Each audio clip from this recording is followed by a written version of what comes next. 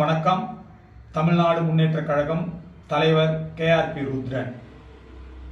இப்பொழுது தமிழ்நாட்டில் தாவேகா ஆட்சி அமைத்து உள்ளது. இந்த தாவேகா ஆட்சி அமைத்ததற்கு தமிழ்நாடு முன்னேற்ற கழகம் வாழ்த்துக்களை தெரிவித்துக் கொள்கிறது. இருந்தபோதிலும் தாவேகாவுக்கு சில அறிவுரைகளும் தமிழ்நாடு முன்னேற்ற கழகம் சார்பாக சொல்வதற்கு கடமைப்பட்டிருக்கிறோம் என்ற காரணத்தினால்தான் நாம் சொல்ல இருக்கின்றோம். தாவேகா மிக அமைதியான முறையில் பதவியேற்று பொறுமை காத்து ஃப்ளோர் டெஸ்டில் வெற்றி பெற்றது. அதற்கு மீண்டும் ஒரு முறை வாழ்த்துக்களை நாம் தெரிவித்துக் கொள்கிறோம். தாவேகா ஆட்சி வரும் முன்பு சில கோரிக்கைகளை தமிழ்நாட்டு மக்களுக்கு அறிவித்திருந்தது. அதில் முக்கியமான கோரிக்கைகள் என்னவென்றால்,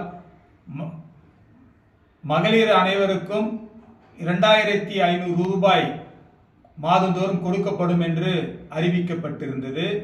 அது மாத்திரமல்ல, 6 சிலிண்டர்கள் வருடத்திற்கு கொடுக்கப்படும் என்றும் சொல்லப்பட்டிருந்தது. தாய்மாமன் சீரு, இது போன்ற நிறைய அறிவிப்புகள், கவர்ச்சியான அறிவிப்புகள் அறிவித்திருந்தார்.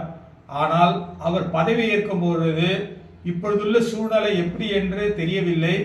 ஆகையால் கண்டிப்பாக நான் சொன்னதை செய்வேன் என்று பதவி ஏற்கும் போது அவர் கூறியிருந்தார். ஆனால் நேற்று அவர் கல்லூரி மாணவர்களுக்கு 1000 ரூபாயை அவருடைய அக்கௌண்டில் அவர் அனுப்பியிருக்கிறார். நாளைக்கு மகளிர் அனைவருக்கும் 1000 ரூபாய் அனுப்பப்படும் என்ற தகவலையும் தெரிவித்திருக்கிறார்.